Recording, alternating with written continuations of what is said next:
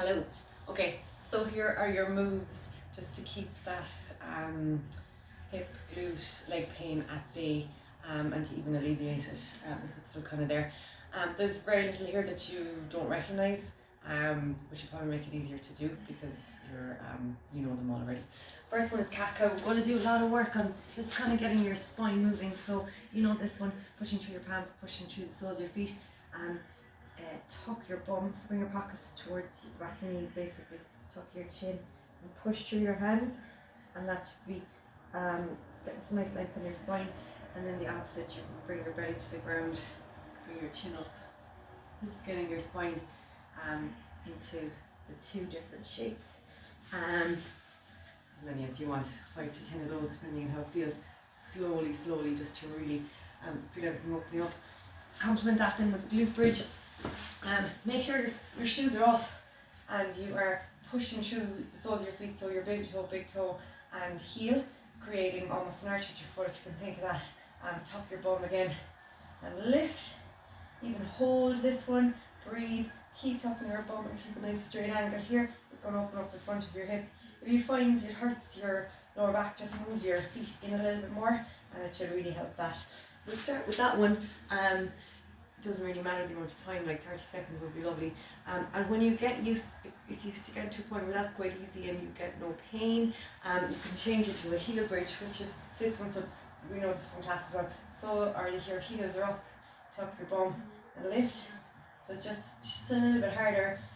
It'll do a little bit more work for you, and just again making sure that your hips, there isn't a concave angle here, that it's nice and straight. Okay. What's next?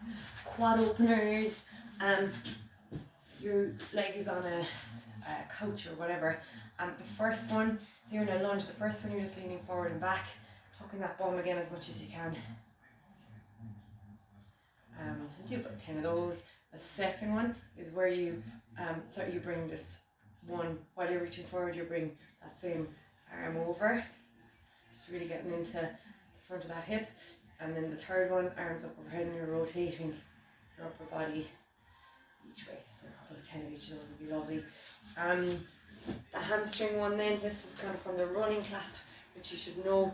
Some coaches do this a little bit differently, but this is the best way to really get into the hamstring. So leg, I'm working on this leg, I'm stepping back, step back a little bit more, heel comes up and reach, arms back, leg back, so step back, reach, and you're really sitting back into it, so you should really feel the calf and the hamstring in this one. Once you're done with the straight one, then you're going to do the same thing, so stepping back, reach across, do them as two separate movements, step back, reach across, make sure your hips aren't swinging either way, they're staying steady, and then step back, reach the other way. So that's going to really, this one should get into the outside of that hamstring that's been quite tight, that full chain. If your foot stays down, you're not going to stretch the calf, so the more you can bring up that foot, the more calf engagement you're going to get in that one. Last one then, we really want to get into the calves. If you don't have a step lying around, a step somewhere, you could do the downward dog one where you come up onto your toes and pedal your heels, but really you'll get a lot more out of it if you go to a step. Can you see me? You can. So calf lowers, you can hold on to something. This is a bit weird.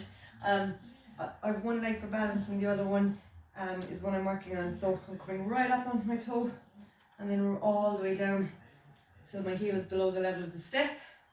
That's the first one. And the second one then, bent knee at the start, bent knee at the end. That's way harder to do. You really might have to have the other leg for balance, but that's okay. Just keep that knee straight. Make sure as well with that you're not more dominant on the outside of the foot or the inside of the foot, that the ball of your big and baby toe are both down, so you're getting all parts of the calf stretched out. Yeah, there isn't as much in that as 5 minutes of a video would suggest, but yeah, with everything, 10 reps, build it up to 20 reps if it's easy, nice and slow and methodical. Yeah, that's it.